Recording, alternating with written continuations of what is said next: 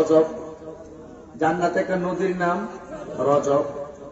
নবীকে প্রশ্ন করা হয়, নবী গো, এই নদীর পানির বৈশিষ্ট্য কি? এটা দুধের চাইতে সাদা। ওয়াও, দুধের চাইতে, মধুর চাইতে মিষ্টি, বরফের চাইতে স্বচ্ছ, বরফ দেবেন খুব স্বচ্ছ, ফ্রেশ, এমন সুন্দর ফ্রেশ নদী। নবীকে জিজ্ঞাসা করা হলো, নবী গো, এই রজব নামক নদীর পানিটা পান করবে কারা? রাসূল বলেন, যারা এই রজব মাসে একটা রোজা রাখবে, আল্লাহ পাক ওই রজব নামক নদীর পানি পান করায় দিবে। ওই পানিটা এক ফোঁটা পানি করলে জিন্দিগিতে আর পানি তৃষ্ণা লাগবে না। আরো জোরে বলেন সুবহানাল্লাহ। গেল এক। দুই, নবী এই মাস আসলে একটা দোয়া করতেন, আল্লাহুম্মা বারিক লানা ফি রজব ওয়া শাবান ওয়া বাল্লিগনা ইলা রমাদান। রাসূল বলতেন, আল্লাহ তুমি রজব এবং শাবান মাসে বরকত দাও এবং আমাদেরকে রমজান পর্যন্ত পৌঁছিয়ে দাও। সুবহানাল্লাহ।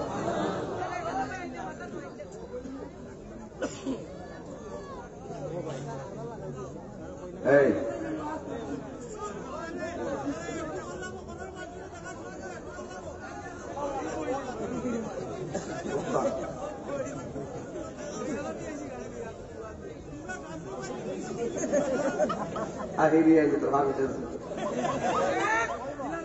কতগুলাতে কত নিয়ত নিয়ে আসছে, কেউ আইসে মিশি রেখে তার পাশেই পাশে এটা করতে, আবার কয়েকটা আইসে যেমন কিছু কথা কম যাতে খুব মজা লাগে, আবার কিছু আইসে হুজুর ইচ্ছা মতো বাতেও ওয়াজ করেন, আবার কিছু আইসে হুজুর একটু আজানটা দিয়েন, আবার কিছু করবে একটু পরে হুজুর জিকির করুক, ওয়াজ শুনতানি জিকির হইতো নি। আচ্ছা শুনেন, তো কথা কইলে ওয়াজ হইতো নি, কথা বলতে ওয়াজ হবে না বাবা। বিরত তিনবার আল্লাহকে এই ভান খাওয়া,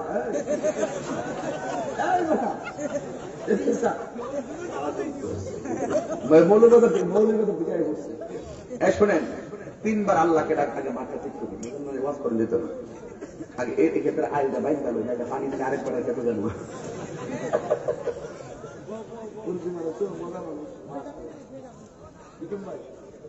তিনবার আল্লাহ ডাক দেখেন, আল্লাহ আল্লাহ আল্লাহ। আলহামদুলিল্লাহ। কথা বলবেন শেষ। এই শোনেন কি বলি, কেউ কথা বলবেন না। নবীকে প্রশ্ন করা হয়, নবী গো,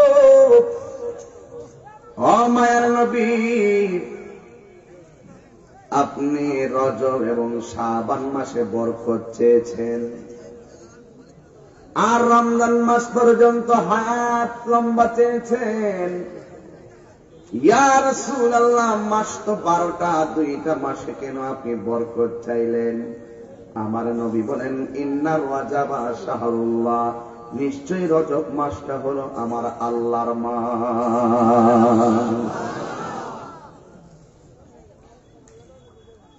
ওয়া শাবান শাহরি,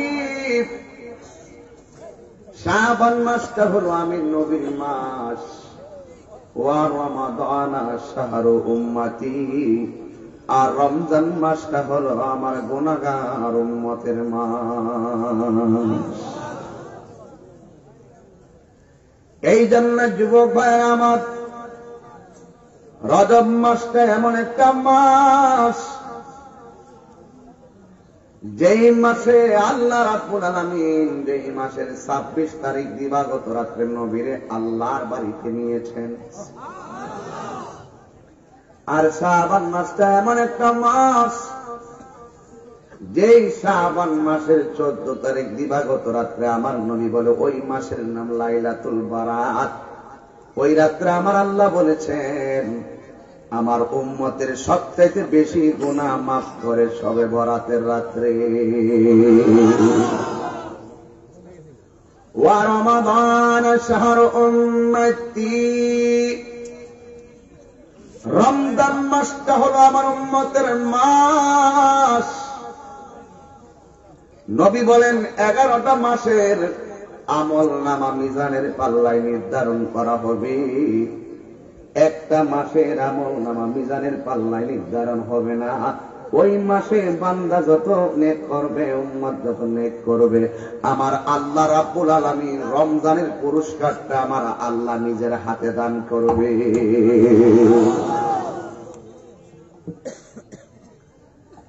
এই জন্য আমার যুবক ভাইয়েরা, আমার শেষ করলাম এই জায়গাটা, একটু মেসেজ দিলাম আপনাদেরকে বোঝার জন্য। আমার নবী উম্মতের জন্য পাগল। নবী আমার দুনিয়াতে এসে অনেক কষ্ট করেছেন দিনের জন্য, কোরআনের জন্য।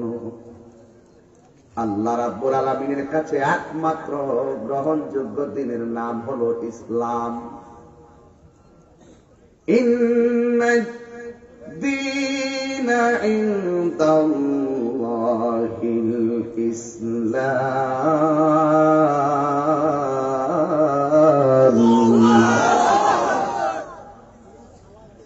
আল্লাহ রাব্বুল আলামিন বলেন, নিশ্চয় আমি আল্লাহর কাছে একমাত্র পছন্দনীয় গ্রহণযোগ্য দিনের নাম হলো ইসলাম।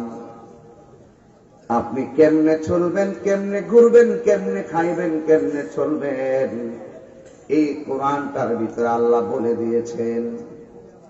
এই কি দক্ষিণ পাবই না, উত্তর পাবই আছে নাকি?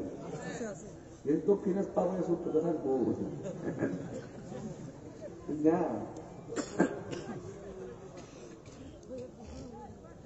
অনেক আগে বলছিলাম, উত্তরে ভয়ঙ্কর জঙ্গল, দক্ষিণে না যাওয়ায় মঙ্গল। কেমন বলে করে গান গাইতে, গান গাইতে। হ্যাঁ, আমার জিকির একটা ডিজে গান বানাচ্ছে,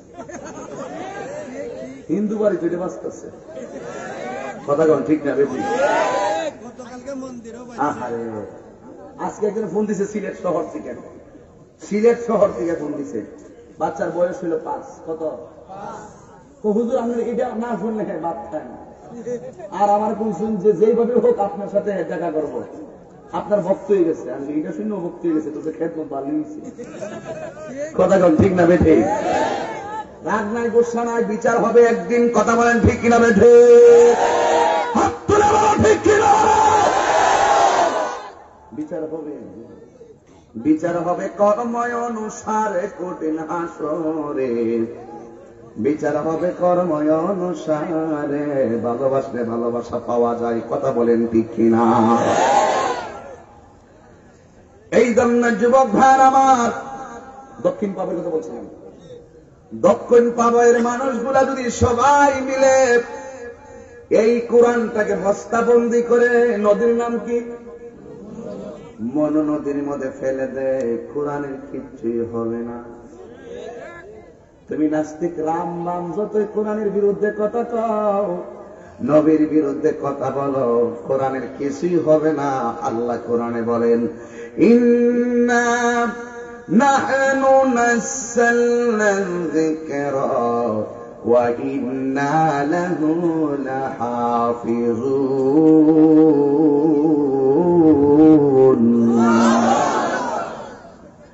আল্লাহ রাব্বুল আলামিন বলেন, নিশ্চয় আমি আল্লাহ কোরআনকে নাজিল করেছি। মনোযোগ, আমি একটু ভূমিকায় কিছু দিক নির্দেশন দিয়ে আপনাদেরকে আবদ্ধ করতে চাই। কোরআনটা কি, দিনটা কি, নবীকে আমরা কি করা উচিত, কোথায় ছিলাম, কোথায় আসছি, কোথায় যাব, ঘাটগুলো আমাদেরকে জানতে হবে। আল্লাহ রাব্বুল আলামিন বলেন, নিশ্চয় আমি কোরআনকে নাজিল করেছি। কোরআনকে হেফাজতের দায়িত্ব আমি আল্লাহ রাব্বুল আলামিন পৃথিবীর কাউকে দেই নাই। এই কোরআন নাজিল করেছি আমি আল্লাহ। এই কোরআনকে হেফাজতের দায়িত্ব আমি আল্লাহ রাব্বুল আলামিনের হাতে রেখে দিয়েছি। আপনার কথা, আমার বাড়ি কোথায়, কোন জায়গায়? ব্রাহ্মণবাড়িয়া। আমার ঠিকানা ব্রাহ্মণবাড়িয়া। আজকের অনেক মানুষ এখানে এসেছেন, হাজার হাজার মানুষ, সবার জাতীয় একটা অ্যাড্রেস আছে। যদি বলেন হুজুর কোরআনের বাড়িটা কোথায়, আমার আল্লাহ বলেন বাল হুয়া কুরআনুম মাজিদুন ফি লাউহিন মাহফুজ। এই কোরআনটা লৌহে মাহফুজে আমার আল্লাহ অঙ্কন করে রাখছে। এই কোরআনটা লৌহে মাহফুজে অঙ্কিত, এই কোরআনটা লৌহে মাহফুজে সংরক্ষিত, এই কোরআনটা লৌহে মাহফুজে মোহরাঙ্কিত, এই কোরআনটা লৌহে মাহফুজে সংযোজিত। এই জন্যই তো আমার আল্লাহ কোরআনের শুরুতের মধ্যে বলে দিয়েছেন যালিকাল কিতাবু লা রাইবা ফীহি হুদাল লিল মুত্তাকিন। আল্লাহু আকবার। এখানে হাজাল কিতাব বলে নাই, জালিকাল কিতাব বলছে। জালিকা মানে এই কিতাবটা, এই কিতাবটা ওই কিতাব। হাজাল কিতাব না, এই কিতাব না, এটা না, এটা না, এটা ফটোকপি, এটা ওই কিতাব। ওই মানে লৌহে মাহফুজ। সুবহানাল্লাহ বলেন। What is the difference between that and this? পার্থক্য আছে না? দ্যাট দিস পার্থক্য আছে না? দিস মানে এই, দ্যাট মানে ওই, দিস মানে কাছে, দ্যাট মানে ওই। হাজা জালিকা, এই বেদগুলো বুঝতে হবে। যারা গ্রামার বুঝেন আমি কোরআন সুন্নাহতে আলোচনা করবো, সুবিধা দিব আপনারা? এইভাবে কি বয়ান করলে সুবিধা দিব? তাহলে মাঝে মাঝে আমি যেভাবে চাই যাবো, কিন্তু মূলত আমার গাঁটটা মিলাইতে হবে। এই কিতাবটা ওই কিতাব। জোরে কোন কোন কিতাব? যেটা লাউহে মাহফুজের মধ্যে আমার আল্লাহ রেখেছেন, সেম ওই কপিটা এখানে কাগজের পৃষ্ঠায় লেখা হয়েছে। আমার আল্লাহ বলেন লাউ আনসালনা হাযাল কুরআনা আলা জাবালিন লারাআইতাহু খাশিআন মুতাসাদ্দিআন মিন খাশিয়াতিল্লাহ ওয়া তিলকাল আমসালু নাদরিবুহা লিন-নাসি লাআল্লাহুম ইয়াতাফাক্কারুন। এই কোরআনটা বড় পাওয়ারফুল কোরআন। পাহাড় থরথর করে কেঁপে উঠত, এমন ভারী একটা কোরআন। আল্লাহ রাব্বুল আলামিন জিবরাইলের মাধ্যমে 7টা পদ্ধতির মাধ্যমে অবস্থার আলোকে সুদীর্ঘ 23 বছরে আমার নবীর উপরে আল্লাহ নাজিল করেছে। এই কোরআনের দাওয়াতগুলো যখন নবী দেওয়া শুরু করল, কেউ নবীরে মানে, কেউ নবীরে মানে না। মনোযোগ। কেউ নবীকে মেনেছে, কেউ নবীকে মানে নাই। যারা মেনেছে তারা জান্নাতি, যারা মানে নাই তারা কি? জোরে বলুন। এই এই তুমি বসো, লাল লাল তুমি বসো, এই বসো বসো বসো, একদম মাটিতে বসো। মুরব্বীর সামনে দাঁড়াও, তোমার লজ্জা লাগে না? মুরব্বীর সামনে দাঁড়াও কেন? মাটিতে দাঁড়াতে না। এই যাও, আপু চাপো, যাও একটু যাও, মনে যাও। আর কেমনে কইতাম পারবে? সুন্দর হয়ে যায়। আস্তে ভদ্রতার সাথে থাকলে, ধৈর্যের সাথে থাকলে, যেই মজলিসে, যে ঘরে, যে জীবনে ধৈর্য বেশি, আল্লাহ পাক সেখানে সফলতা দেয় বেশি। অস্থিরতায় কিছু হয় না, ধৈর্যের সাথে অনেক কিছু হয়। আমার গাড়ি ভাঙছে 23 বার, আমি ধৈর্য ধারণ করছি। এ থেকে আমার লস হয়েছে? আমি মাঝে মাঝে হিল কেয়ার করা যায়, মাঝে মাঝে স্পিড বোর্ডও যায়, মাঝে মাঝে ফাই হাইটটা যায়, মাঝে মাঝে এক্সপ্লোরার গাড়িটা যায়, মাঝে মাঝে বাসও যায়, ট্রেনও যাবো, আরো যাবো। প্রয়োজনে একবারে এই ক্ষেত্রে আইন দিয়ে যাবো। কথা কন ঠিক না বেশি? আবার মাঝে মাঝে বাইরে করতে আনবে। আর 15/3 কি প্রশ্ন না করবো, যে পারে বলতে পারে, যে পারে না কিছু কষ্ট হয়েছে না। একটু খেয়াল করেন, তাইলে বুঝবেন। যে নবীরে মানে হে কি জান্নাতি, যে নবীরে মানে সে তো কি, আর যে নবীরে মানে না তে কি? আমরা কি জান্নাতি হতে চাই না জাহান্নামী হতে চাই? আমার নবী বলে আল্লাহ গো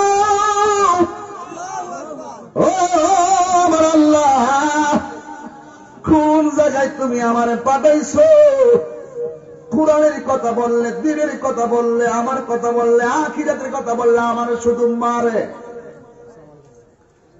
আল্লাহ বলেন আনযারতাহুম আম লাম তুনজিরহুম লা ইউমিনুন।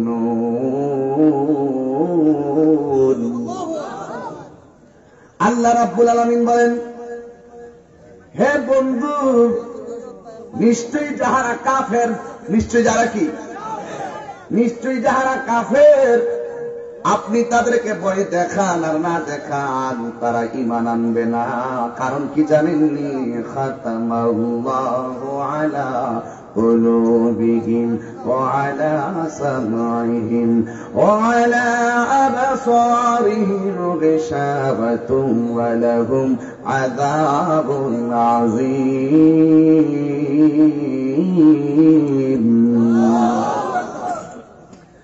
আল্লাহ রাব্বুল আলামিন বলেন, হে বন্ধু, আপনি এদেরকে ভয় দেখান আর না দেখান, তারা ঈমান আনবে না। কারণ আপনার কাজ হলো দাওয়াত দেওয়া। হেদায়েতের মালিক পৃথিবীর কেউ না, হেদায়েতের মালিক হলো একজন। জবান খুলে বলো তিনি কে? আমি তাহিরি বয়ান করলেই যে আপনি একবার ঈমানদার হয়ে যাইবেন না, এটা প্রশ্নই আসে না। নসিবে থাকতে হবে।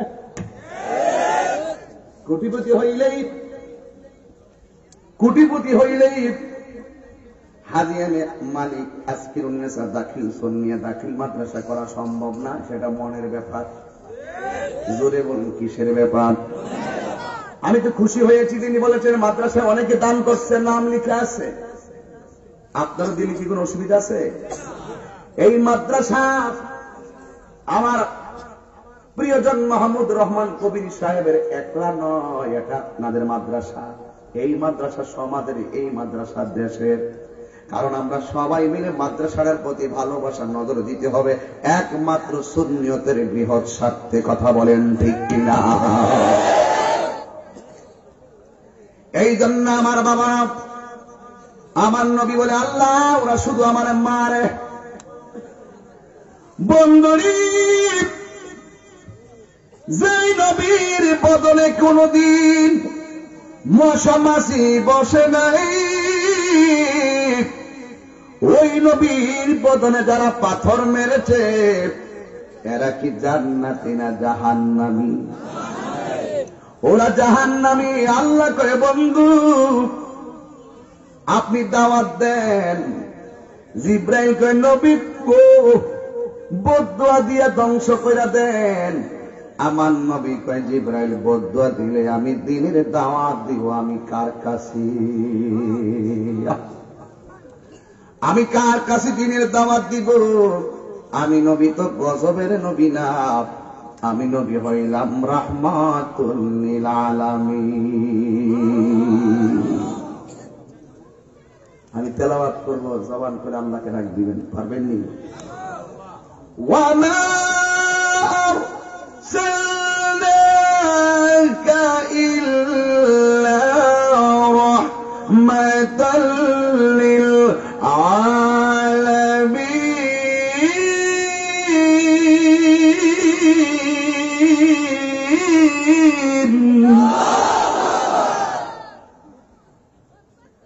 আমার নবী কি রহমত না গজব? আমার নবী বলেন, হে জিব্রাইল, আমি তো গজবের নবী নই, আমি নবী হলাম রাহমাতুল লিল আলামিন। এবার আমার নবী যখন দ্বীনের দাওয়াত দেয়, কোরআনের দাওয়াত দেয়, অনেকগুলা মানুষ নবীর বিরুদ্ধে লেগে গেছে, গোপনে ষড়যন্ত্র করেছে। নবীর যেখানে পাইবা দুনিয়া থেকে বিদায় করে দিবা। জোরে কন্যা নাউযুবিল্লাহ। কাফেররা হলো সংখ্যাধিক্য আর মুসলমান ছিল সংখ্যালঘু। বিশ্বের যতটা রাষ্ট্র করবেন, মুসলমান যেখানে সংখ্যালঘু সেখানে মুসলমানরা নির্যাতিত। কিন্তু আমার বাংলাদেশে তাকিয়ে দেখেন, হিন্দু খ্রিস্টান বৌদ্ধরা সংখ্যালঘু। 32টা দাঁতের মাঝে জিহ্বাটা যেমন নিরাপদ, আমার হিন্দু ভাইয়েরা মুসলমানদের কাছে তার চাইতে 1000 গুণ নিরাপদ।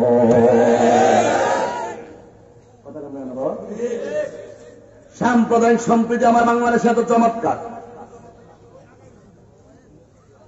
এই জন্যই তো তাকায় দেখেন, আমরা বিধর্মীদের উপরে জুলুম করি না, কিন্তু অন্যান্য রাষ্ট্রগুলো মুসলমানদের উপরে জুলুম করে। এই জন্যই ওই সমস্ত রাষ্ট্রে করোনায় লাশের মিছিল, আমার বাংলাদেশে এখনো লাশের মিছিল গোনা লাগে নাই।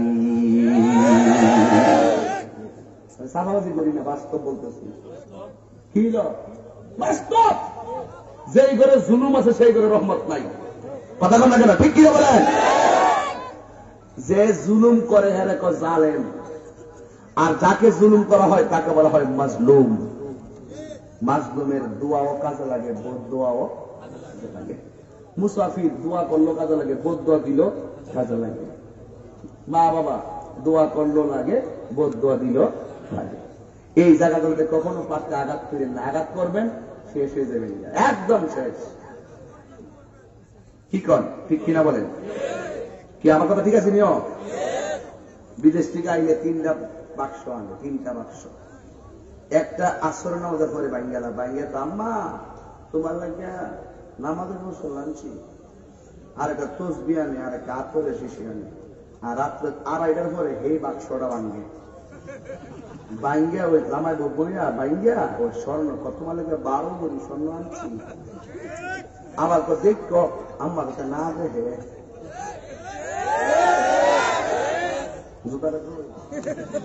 এমন ফুলা যেই সন্তান মা চোখকে ফাঁকি দিয়া বউকে সন্তুষ্ট করার জন্য গয়না কাটে কিনা দিয়া ওই গয়না কাটিকে গোপন রাখে, এই সন্তান কখনো সমাজের সভ্য সন্তান হতে পারে না।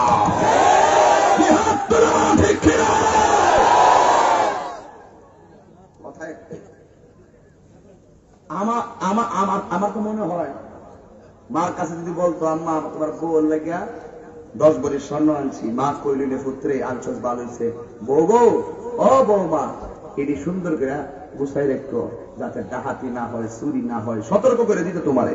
কথা কোন ঠিক না বেটি? নাকি মা কইলে যে ফুট তোর বল লেগে আনছত আমার লেগে আনছত নাকি এই কথা কইলে?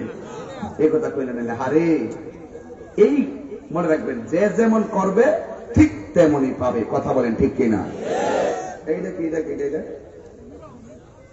কারণ না বস্তা লেখা না, ধরো ধরো ধরো বাদাম নিয়েছ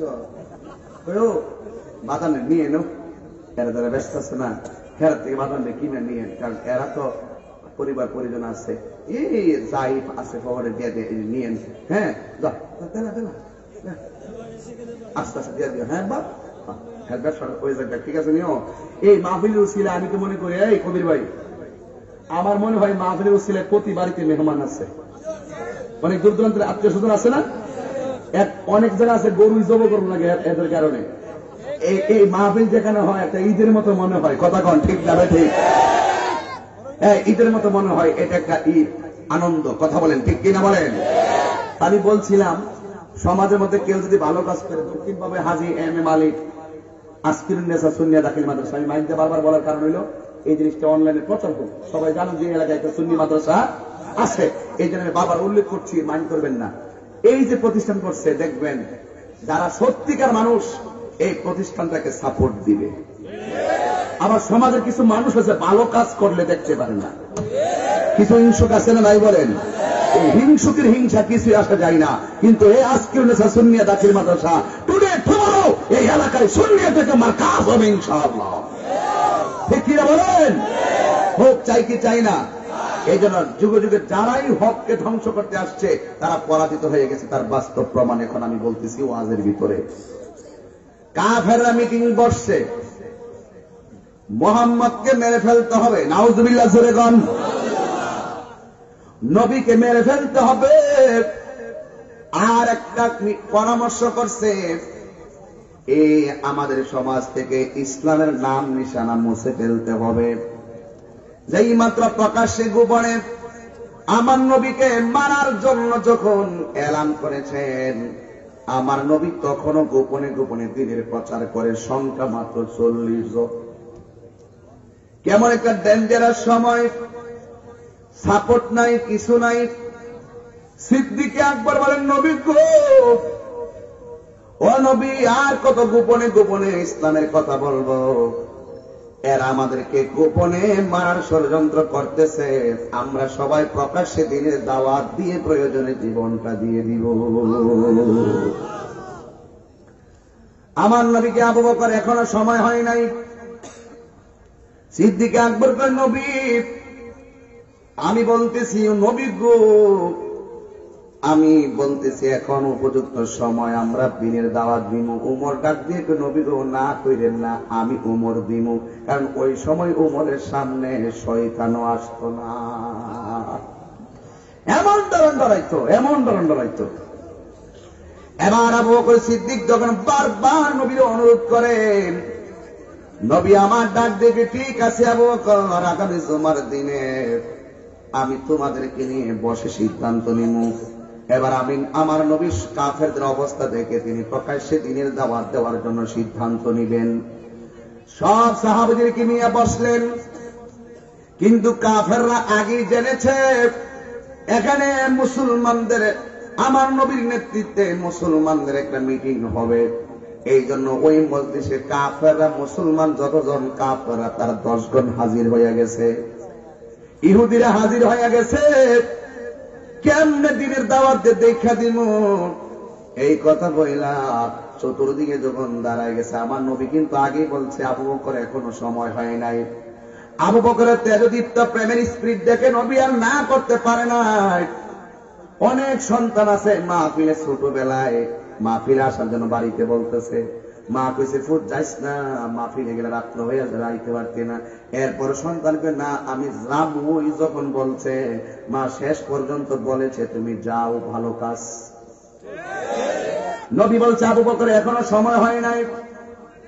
আবু বকর সিদ্দিক বললেন, নবী গো এখন সময় হয় নাই, ঠিক আছে, আমাদের ঘরে বসে থাকলে তো চলবে না, নবী গো আপনি তো দয়া করে অনুমতি দেন, আমরা দিনের দাওয়াত দিব, কোরআনের দাওয়াত দিব। নবী আমার সবাইকে নিয়ে বসছে। বসার পরে আমার নবী প্রথম মিটিং এর ভিতরে একটা কথা বলছে যে কে দিনের দাওয়াত প্রকাশে দেওয়ার জন্য প্রথম রাস্তায় বের হবে। অন্য কোন সাহাবীরা বসা থেকে দাঁড়ায় নাই, একটা মাত্র সাহাবী বসা থেকে দাঁড়ায় গেছে। ওনার নাম কেউ না, তিনি হলো হযরত আবু বকর সিদ্দিক। যেই মাত্র দাঁড়াইল, কাফেররা সাথে সাথে এমন ভাবে পাথর মারা শুরু করছি, আবু বকরের চেহারাটা একেবারে তছনছ বানাইয়া দিল মারা শুরু করলো। অন্যান্য সাহাবারা আমার নবীকে দরাদরি করে বাড়িতে নিয়ে গেছে, আর কাফেররা আবু বকরের দিল মারতে মারতে মাটির মধ্যে শোয়া ফেলাইছে, একমাত্র কোরআনের জন্য, দিনের জন্য, নবীর জন্য। এবার হযরতে সিদ্দিক আকবরকে ধরাধরি করে বাড়িতে নিছে। ওই সময়টা এত ডেঞ্জারাস, ওনার আম্মাও ইসলাম ধর্ম গ্রহণ করে নাই। এমন একটা সময় তিনি আবু বকর ঘরে ঢুকলেন। ঢোকার পরে মা যতই বিদ্রোহী হোক না কেন, সন্তানের প্রতি মায়ের টান আছে না নাই? আমার নবী বলছেন, মা যদি মুশরিকা হয়, মা যদি বেদিন হয়, মা যদি অন্য ধর্মের হয়, তার সঙ্গে ভালো ব্যবহার করা লাগবে। এই কথা বলে মায়ের কাছে সন্তান যাওয়ার পরে ওই আবু বকরের আম্মা সিদ্দিক আকবর রাদিয়াল্লাহু তাআলা আনহুর আম্মা মাথার মধ্যে রক্ত গড়া মুছে দিচ্ছেন, মুখের ভিতরে পানি নিয়ে বসে আছেন, ঠোঁটটা খোলে না। একটু পরে দেখতেছেন আবু বকর সিদ্দিক রাদিয়াল্লাহু তাআলা চোখটা লড়তেছে। এবার মিনিমিনিয়ে তাকাইছে, ঠোঁটটা লড়তেছে। মা মনে করছে আমার জাদুমণি পানির জন্য বুঝি ঠোঁটটা লড়াইতেছে। ওই মুহূর্তে মা ডাক দিয়ে গিয়ে, আবু বকর দিনের বেলায় কিছু খাও নাই, তোমার শরীরটা কেমন লাগতেছে এখন?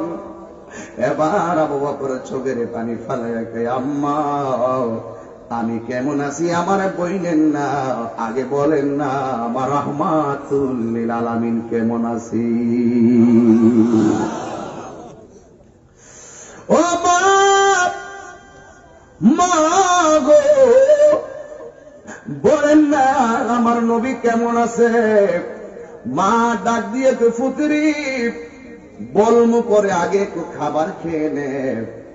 আবু বকর সিদ্দিক কেমন? আবু বকর তিনি চোখের পানি ফালাইয়া কই, আমার নবীর না অবস্থা দেখে আমি আবু বকর মুখের ভিতরে একটা পানিও দিব না। আমাকে তাড়াতাড়ি নবীর কাছে নিয়ে যাও। এখন কিভাবে নিবে? রাস্তায় কাফেরের দল। এই তাকান, মায়ের আঁচল দিয়া আবু বকরের রক্তাক্ত বডিটারে কাপড় দিয়া গইরা ধীরে ধীরে নবীর বাড়ি গেছে। এবার আমার নবী এইভাবে আবু বকর দেখে দুইটা হাত বাড়াইয়া দিচ্ছে, আয় আবু বকর আয়। সিদ্দিক আকবর কয়, নবী গো, ও নবী আমার ডাকতেছেন। এ আবু বকর তোমার শরীরটা কেমন আছে? সিদ্দিক আকবর বলেন, ও নবী গো, আমার খবর নেওয়ার দরকার নাই গো নবী, আগে বলেন না আপনি কেমন আছেন। আপনি ভালো থাকলে আমি আবু বকর ভালো। সিদ্দিক আকবরের প্রেম দেখে নবী অভিভূত। আমার নবী তারে বুকের মধ্যে জড়াইয়া কপালের মধ্যে চুমা দিয়া, আমার হাতের মধ্যে আংটি আছে না নাই? জোরে করুন, আছে না নাই? ডান হাতে আংটি ব্যবহার করবেন, আংটি ব্যবহার করা সুন্নত। আংটি ব্যবহার করা কি সুন্নত? আমার নবীকে আবু বকর এই আংটিটার উপরে আমি আমার আল্লাহর নামটা লিখে নিয়ে আসো। প্রেম যুদ্ধ চলছে, প্রেম পরীক্ষা, অগ্নি পরীক্ষা। হে আবু বকর, তোমার আমি একটা আংটি দিলাম, এই আংটির উপরে আল্লাহর নাম লিখে নিয়ে আসো। আবু বকর সিদ্দিক বাইনার দোকানে গেলেন, যাইয়া ডাক দিয়ে হে কর্মকার, তুমি আমার আংটিটার উপরে একটা নাম লিখতে হবে। কই কি? কই লা ইলাহা ইল্লাল্লাহ।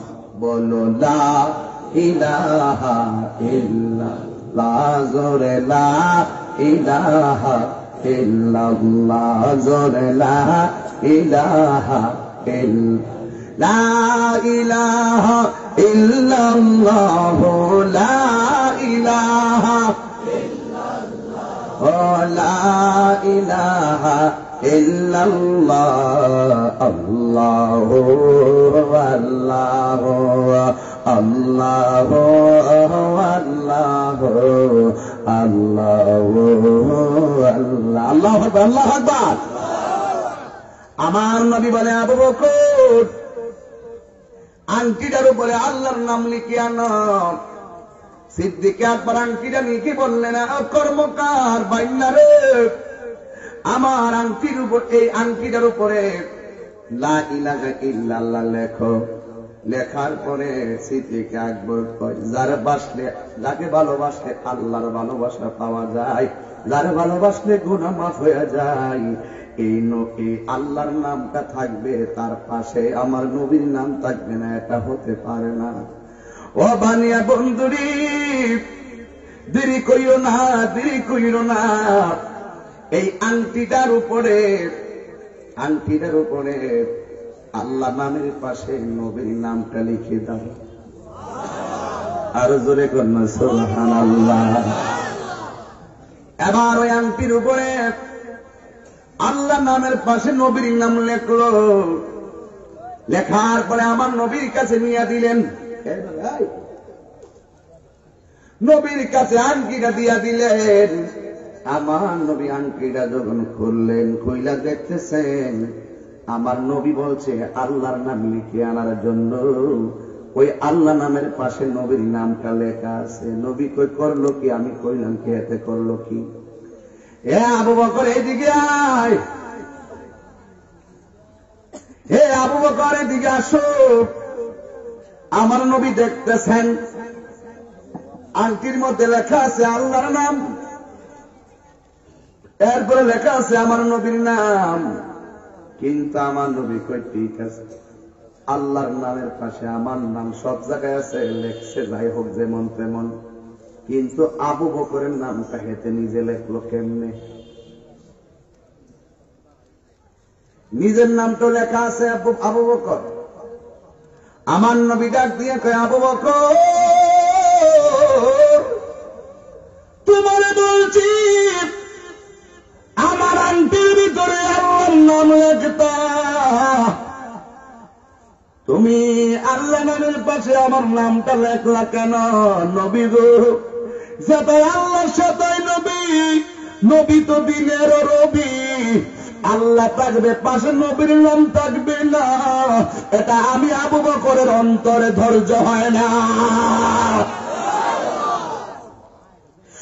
এই জন্য আমি আপনার নামটা লিখছি। আমার নবী কয়, ঠিক আছে আবু বকর, আমি মেনে নিলাম, কিন্তু তোমার নামটা লেখলা কেমনে? জি জি দেখি, ইয়া রাসূলুল্লাহ, নবী গো, ও নবী, আল্লাহর কসম, আল্লাহ নামের পাশে আপনার নামটা লেখছি আমি নিজে স্বইচ্ছাই। কেমনি বুঝাই গো নবী, আমার নাম আমি লেখাই নাই গো নবী। কি স্পষ্ট দেখা যায় একই ধরনের খোদাই করা, স্পষ্ট আমার নাম লেখলা, আল্লাহর নাম লেখলা, তোমার নাম লেখা কেমনে তুমি না করো? নবী গো, আমি লেখি নাই। বন্ধুরে, বন্ধুরে, কেন আমি তাহিরি নবী নবী করি? সিদ্দিক আকবর রোজাটা নবীর কদমের গোড়ায় কেন হয়েছে জানো নি? টাকার জোরে হয় নাই, ক্ষমতার জোরে হয় নাই, একমাত্র ভালোবাসার গুণে। রহমতে আলম নূরে মুজাসসাম, রহমতে আলম নূরে মুজাসসাম, সাহাবীরা আতর বানায় ওই নবীজের ঘাম বলো না, সাহাবীরা আতর বানায়। চিনা জানো মানো কেমন আমার নবীজি, চিনা জানো মানো কেমন আমার নবীজি, যাহার প্রেমে পাগল চন্দ্র তারকারাজি। তোমরা আরো শুনবানি তখন পাবো বাসি, আরো শুনবানি অপাবো বাসি, জান্নাতের রুমে রুমে লেখা নবীর নাম। সুবহানাল্লাহ বলে।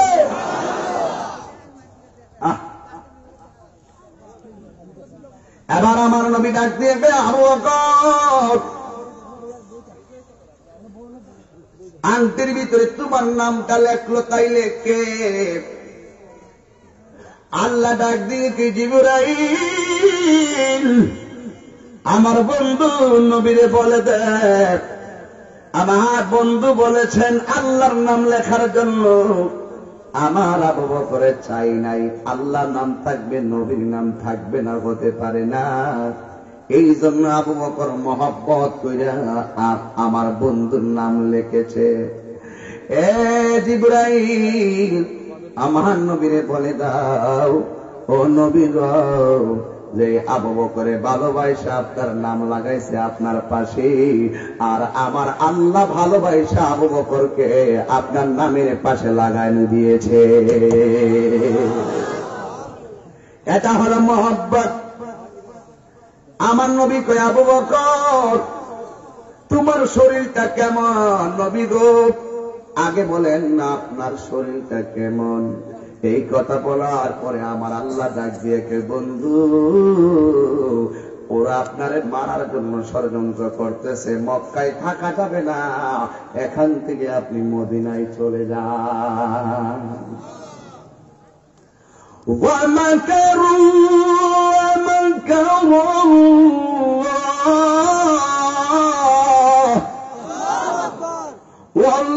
ওয়াল্লাহু খায়রুল মাকিরিন।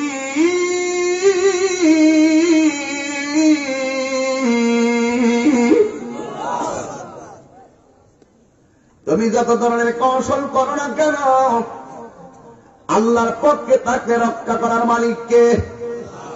এবার আমার নবী বলে, আবু বকর, আমি মদিনা ছেড়ে মক্কা ছেড়ে মদিনায় চলে যেতে হবে। সিদ্দিক আকবর চোখের পানি ফালাইয়া দর দর করে কান্না শুরু করলো। আমার নবী ডাক দিয়ে, কি আবু বকর, তুমি কেন চোখের পানি ফালাইয়া কান্দো? সিদ্দিক আকবর বলে, নবী গো, আমি কেন কান্দি জানেননি? 7 দিন না খাইলে ক্ষুধার যন্ত্রণায় শোয়া থেকে বসতে পারি না, কিন্তু আপনি নবীর চেহারা মোবারক যখন দেখি 7 দিনের ক্ষুধা সেকেন্ডে দূর হয়ে যা। কারে দেখে আমার জ্বালানি বাবু, ইয়া রাসূলুল্লাহ, নবী গো, আমি আবু বকর কেমনে বাঁচবো? আমার নবী বলেন, আবু বকর চিন্তা করো না, আমি যখন মক্কা থেকে মদিনায় যেদিন যাব, সেদিন আমি তুমি আবু বকরকে সঙ্গে করে নিয়ে যাব। এবার আমার নবী কোন দিন যাবে বলে নাই।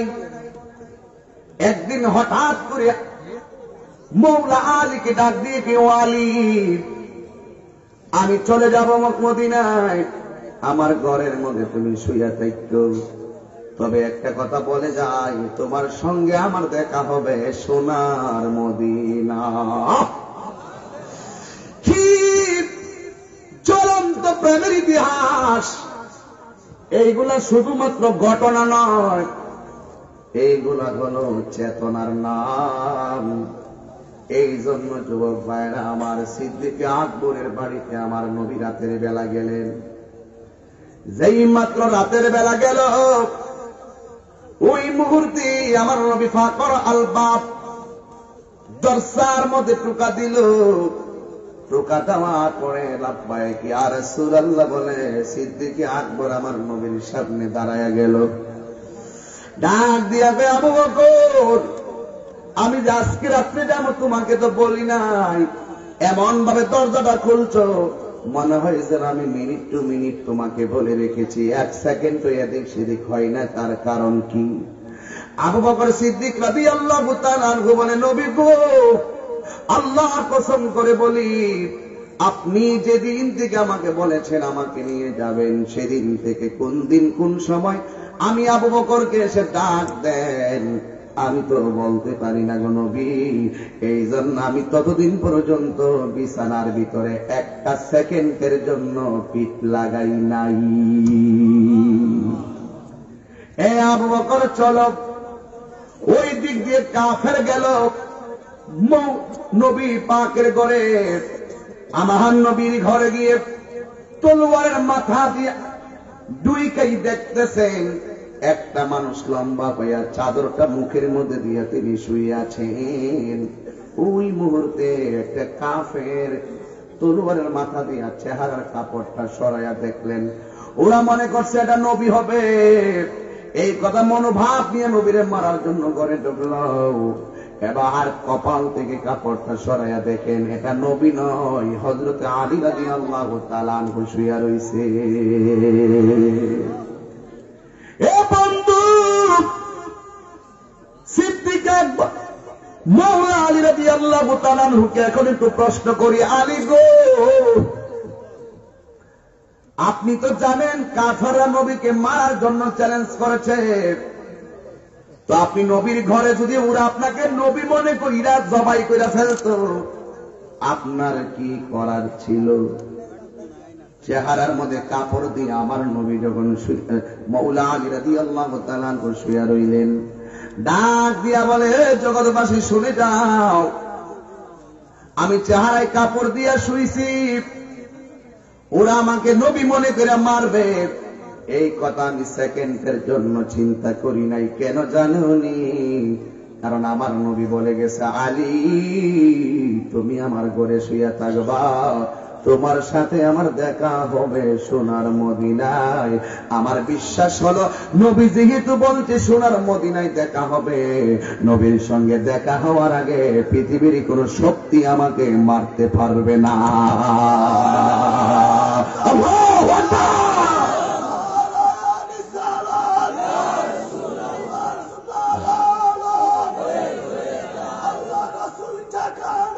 আমরা আসি,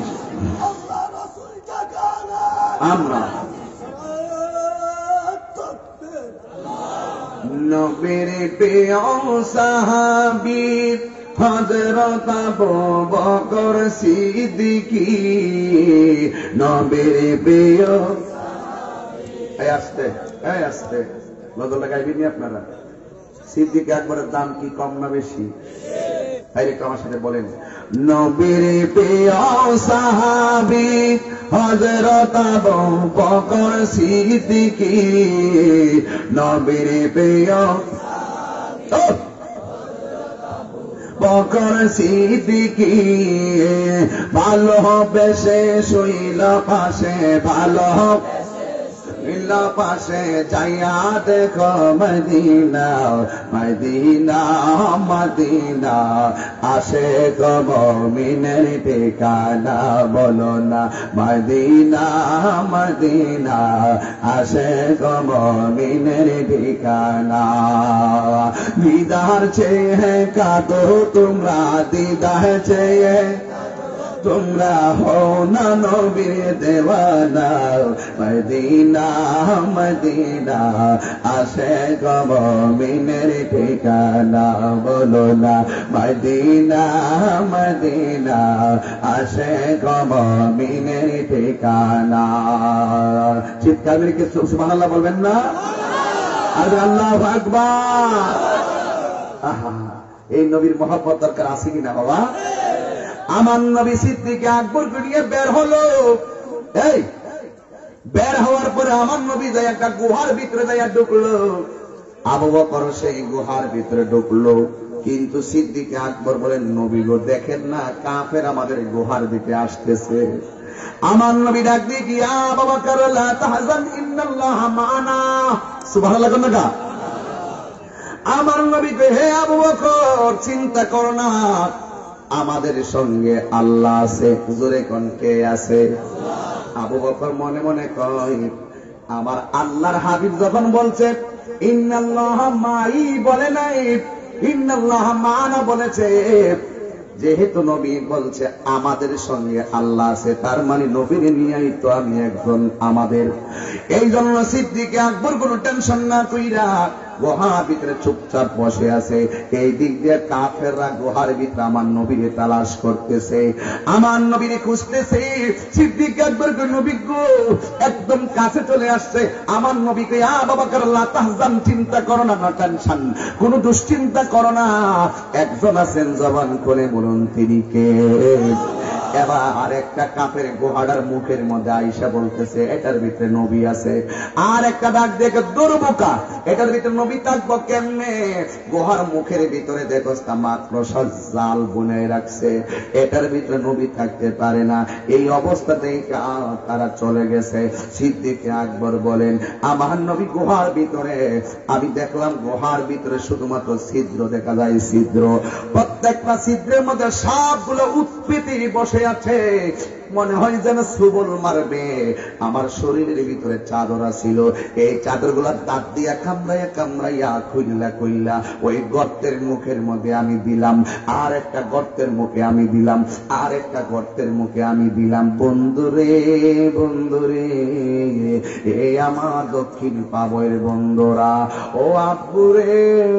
সিদ্দিক আকবর কয়, আমার নবী একটু আরাম করতেছেন, এও আবার অন্য কোথাও না, হযরতে আবু বকরের উরু মুবারকে। এবার সিদ্দিক আকবর সবগুলো ছিদ্র বন্ধ করলেন, একটা ছিদ্র অতিরিক্ত রয়ে গেল, কাপড় নাই, বাহিরে গিয়া পাথর আনতে পারে না। গুহার ভিতরে তাইকা ওই গর্তটার নিজের পা দিয়া ডাকনা দিছে, কিন্তু ওই পায়ের গোড়ার মধ্যে বিষাক্ত সাপ আছিল। এই সাপটা সিদ্দিক আকবরের পায়ের মধ্যে দংশন করেছে, কিন্তু আমার নবীর ডাক দেয় না, আমার নবীকে ব্যথার কথা বলে না। আমার নবী কিছুক্ষণ পরে তাকায় কয়, আবু বকর তোমার চেহারাটা কেন কালো কালো মনে হয়? উজাবাইদ্দারা কি করে জানেননি? উজাবাইদ্দারা বলে সাপে যদি কামড় দেয় প্রথম চিকিৎসা হলো বান দেওয়া, ডাক্তার বলে যদি মাথায় জ্বর উঠে প্রথম চিকিৎসা পানি দেওয়া।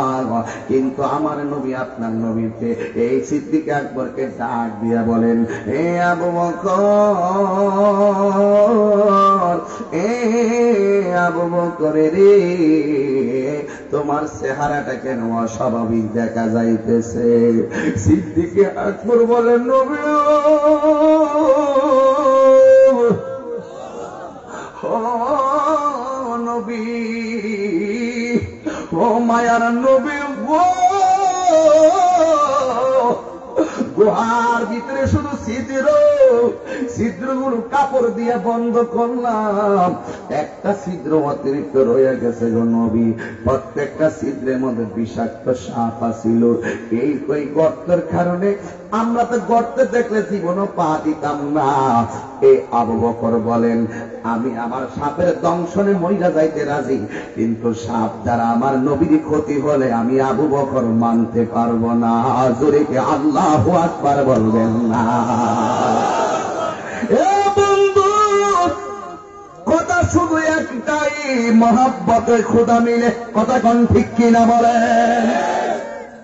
হ্যাঁ, এবার আবু বকরকে, আমার নবীকে, আবু বকর চেহারাটা যেন কালো কালো দেখা যায়। নবী গো, সব ছিদ্র বন্ধ করলাম কাপড় দিয়া, একটা ছিদ্র বন্ধ করলাম পা দিয়া। ওই সাপটা আমার পায়ের মধ্যে সবল মারছে। ও আবু বকর, কোন জায়গায় সবল দিছে দেখাও না। কেন আমি তাহিরি নবী নবী করি? কেন আমার ভাইরা নবী নবী বলিয়া? ও বন্ধুরে আব্বাস ভাইরি, কথা শুধু একটাই, কেন আমরা নবী নবী করি? আমার নবী কয়, আবু বকর কোন জায়গায় কামড় দিছে দেখাও না। যেই মাত্র পাটা খুললা দেখাইলো, আবু বকর বলেন, আমার নবীর নিজের ছোট মুবারকটা দংশনের জায়গায় লাগাইয়া দিছে। লাগাইতে দেরি রে বাবা, আমার আল্লাহ আমার সাপের যন্ত্রণা নবীর ছোট মুবারকের ওসিলায় ভালো কইরা দিছে। আরো জোরে কন্যা আল্লাহু আকবার। সাউন্ডটা তুলে দিন একটু। এই জন্য যুবক ভাইরা আমার, কি যেন বলছিলাম, চিটাগাং একটা গজল চলে এইভাবে, বিজ্ঞানীদের বিজ্ঞানী আঙ্গ নবীজি, বিজ্ঞানী গো বিজ্ঞানী আঙ্গ নবীজি, এমন একটা নূরের নবী টুকায় হাইবানি, বিজ্ঞানীদের বিজ্ঞানী আঙ্গ নবীজি। আবু বকরকে সাপে কাইটা ধ্বংস করিল, আঙ্গ নবীর থুতু লাইগা ভালো হয়ে গেল। জোরে কয়না রে, জোরে কয়না। আবু বকরকে সাপে কাইটা ধ্বংস করিল, আঙ্গ নবীর থুতু লাইগা ভালো হয়ে গেল। এমন একটা নূরের নবী খুঁজে পাইবানি, বিজ্ঞানীদের বিজ্ঞানী আঙ্গ নবীজি। বিজ্ঞানীরা রকেট চড়ে চাঁদের দেশে যায়, আঙ্গ নবী রকেট সারা মেরা শরীফ যাই। এ সুরে সুবহানাল্লাহ।